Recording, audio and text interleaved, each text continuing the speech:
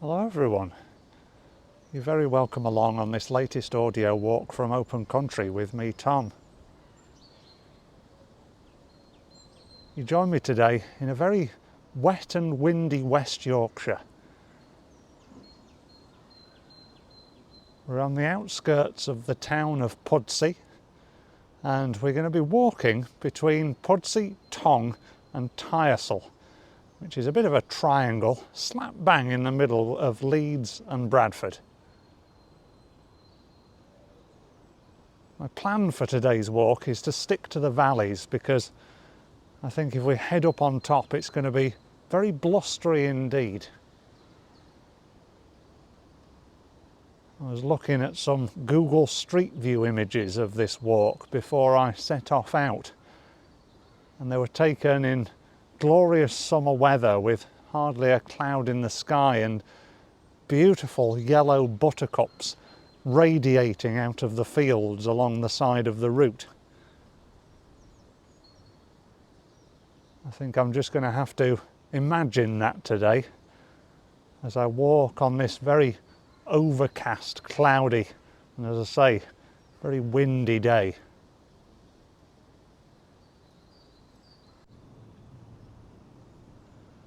The first part of our walk is going to take us along Pudsey Beck as we head towards the very elaborately named Fulneck Moravian settlement. More on that when we get there. But right at the very beginning of this walk I've already met three friends. There's a shed over to my right hand side and in it are sheltering three donkeys. One of them a little bit earlier was watching me through the bars of this fence, but then when it probably realised that I wasn't going to feed it, it started back over towards the shed to shelter with its friends.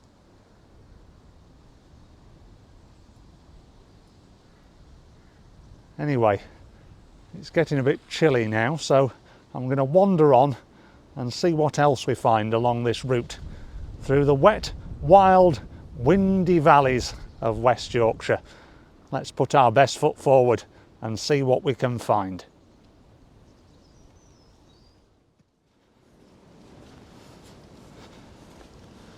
Oh, it's getting very squelchy around here. I am recording this audio walk in early February, so I suppose I shouldn't expect any less really.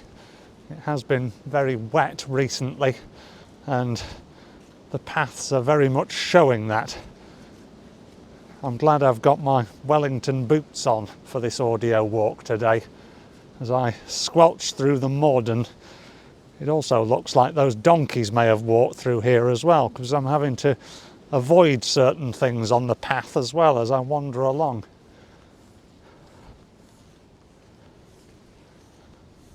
At least we're being sheltered from the wind by some beautiful beech trees that are lining each side of this route so far. I think it looks like the remains of an old quarry to our left because I've seen some rocks tumbling down the hillside that looks like they've been dislodged from human activity as they've been quarrying stone from the area.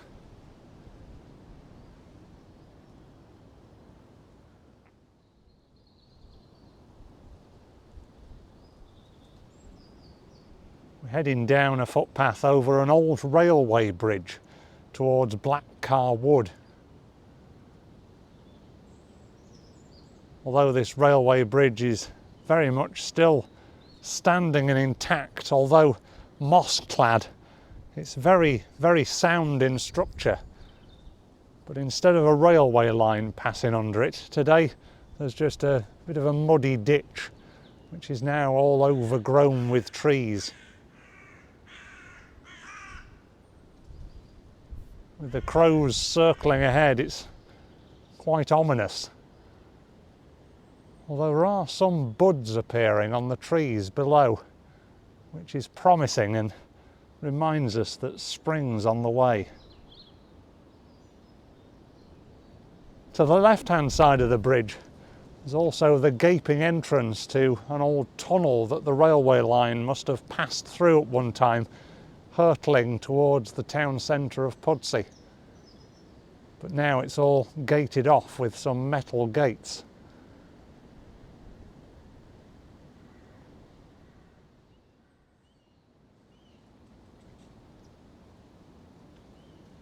We're heading deeper into the wooded valley here as we head down towards Pudsey Beck through Blackcar Wood. Although the breeze is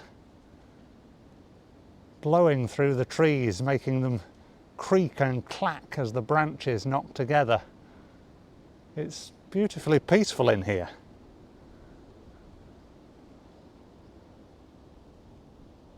Over to the right-hand side of the path, there's definitely more evidence of those old quarry workings. A little bit like the railway bridge that we crossed over earlier on. The rocks that are protruding out of the brambles are all moss-clad, but they're in structures that tell me that humanity has been here and disturbed them from their slumber.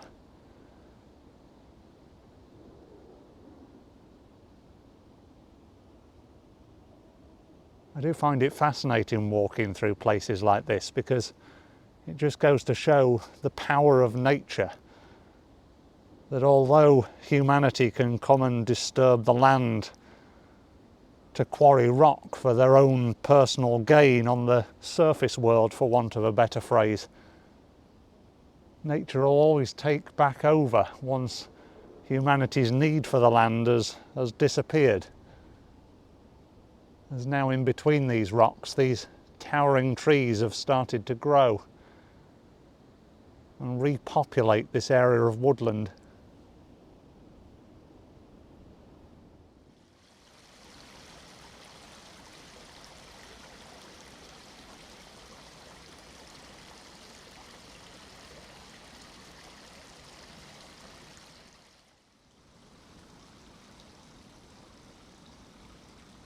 We've made it down to the banks of Pudsey Beck now as we follow the valley along.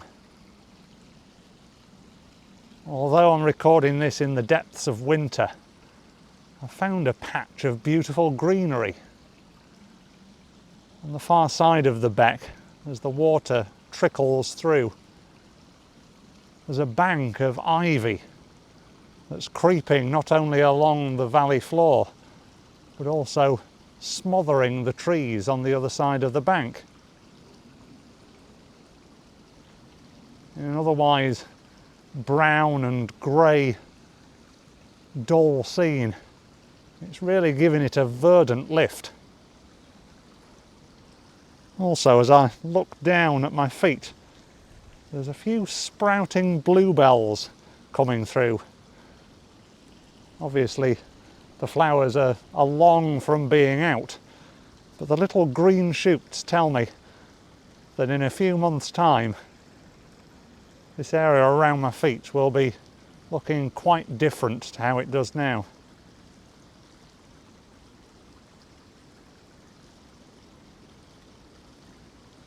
I'm just going to ignore the shell of a burnt out car in the wood at the other side of the beck and just revel in this greenery for a moment, because it seems such a long time since I last saw it.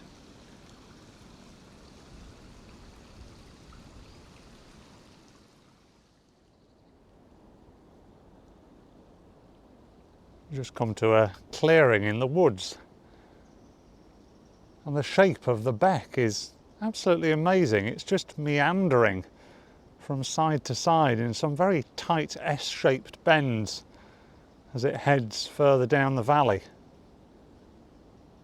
Well, I can imagine that it's hitting some kind of rocky substance that it can't erode away, so it's taking the quickest route down the valley as possible, even though that route looks very convoluted to the human eye.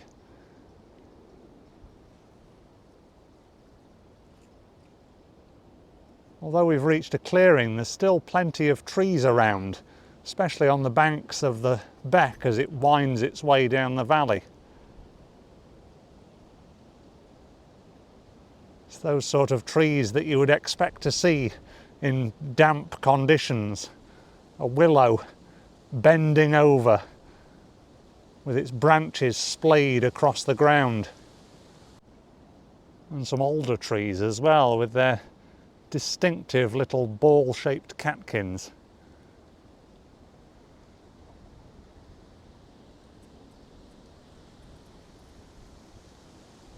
It's amazing, although there is still quite a bit of breeze around, how sheltered we are down here in the valley.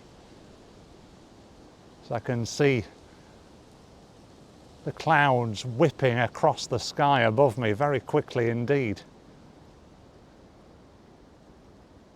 At least it means that any showers that we have had have been briskly blown away now,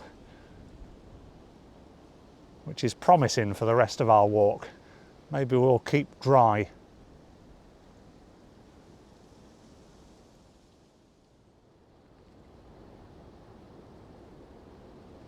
Oh, I'm just going to pause here to catch my breath a little bit. The path has snaked its way up, echoing the shape of the Beck in the valley below, back up towards the top of the valley and the outskirts of Pudsey as we head towards Fulneck village.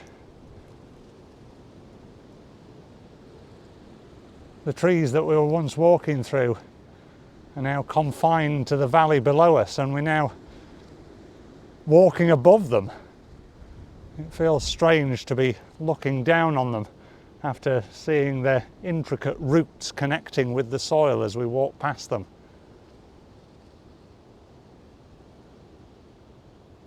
Anyway, I think my breath is just about there now, so we'll carry on up the rest of the hill and head towards Fulneck.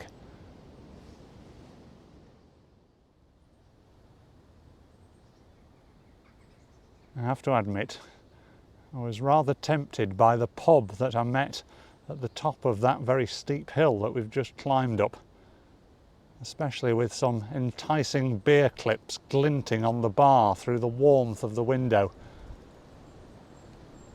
But you'll be pleased to know I resisted, and we've made it to Fulneck Moravian settlement. Today it's home to Fulneck School, but in the middle of the 18th century it was just a new settlement by a group of German and Czech Christians that decided to build a little community here. Today it feels like you're walking back in time, although we've got Pudsey behind us, which sort of bleeds into the metropolis of Leeds. It feels like I'm in some kind of ancient little village in the middle of nowhere. It really is quite intriguing. We've got these beautiful Yorkshire stone-built cottages and old quaint buildings lining the cobbled street at either side, and a beautiful chapel halfway along, which is Grade 1 listed and said to be one of the most important churches of its kind, not only here in Yorkshire but in the whole of the country. So I must admit I feel privileged to be walking through today.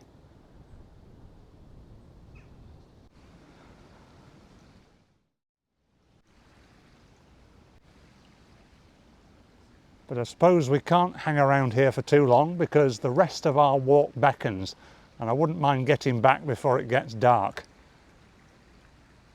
So what goes up must come down. So let's head back down towards the Beck and the Leeds Country Way as we continue our walk.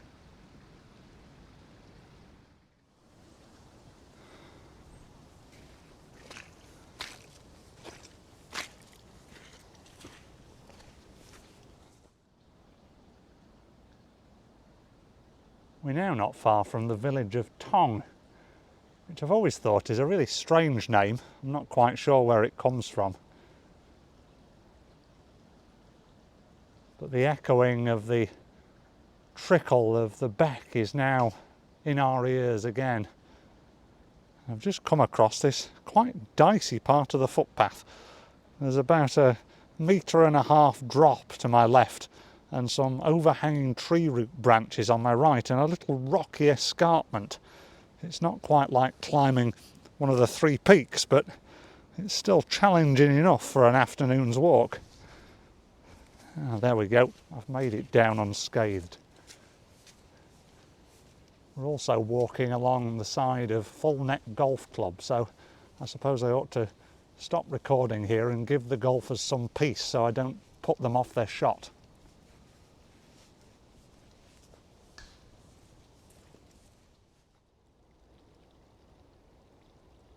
We're still following the Beck, but now we're into open farmland instead of woodland, which makes a change from what we've been walking through so far.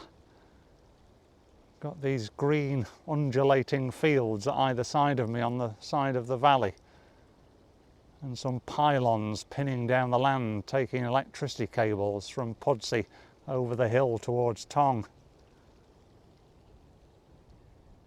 I've just had 2 amazing wildlife encounters within the space of a moment. I saw a yellow flash to the right of me, going from tree to tree, and then heard the distinctive call of a green woodpecker, which I certainly wasn't expecting to either see or hear today. And then a little bit further along, I looked to the other side of the beck, and pecking around in the grassy mud was a little egret. Egrets look a little bit like herons, quite tall and lanky birds, but they're bright white with these probing beaks that are excellent for finding grubs in and amongst the sand and soil. Very much a wetland specialist, and judging by the amount of soggy mud under my Wellington boots at the moment, I can very much vouch for this being a very wet habitat. So perfect for that little egret.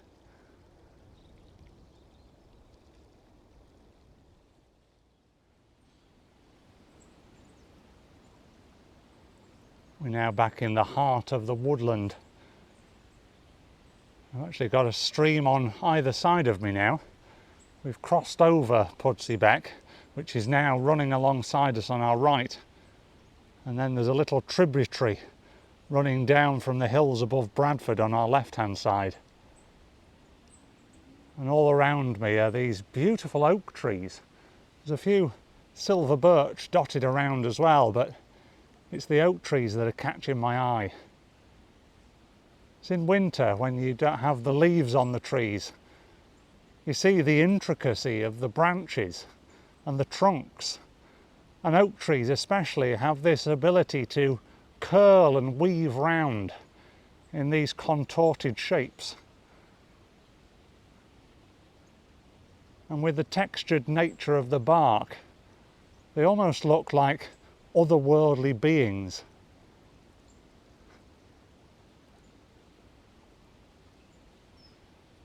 Just imagining what it'd be like to walk through this woodland after dark. I'm sure it'd be very creepy indeed. I suppose it's creepy enough during the day, but at the same time, utterly spectacular.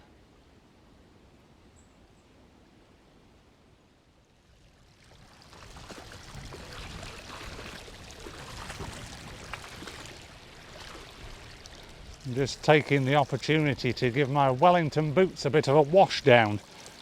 I've come to a ford back across Pudsey Beck, and it's a great opportunity to de-mud my boots that have become caked in it as we've been walking around today.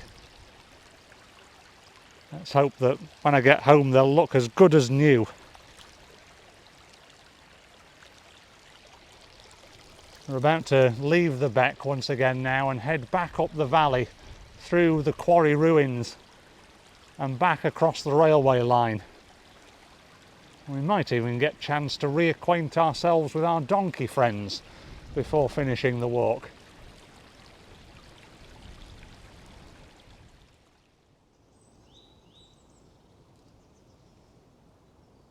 Ah, this looks familiar. I have to admit, after I last recorded and spoke to you, I decided to follow the old railway line path, thinking it would be a nice shortcut back to where I needed to be.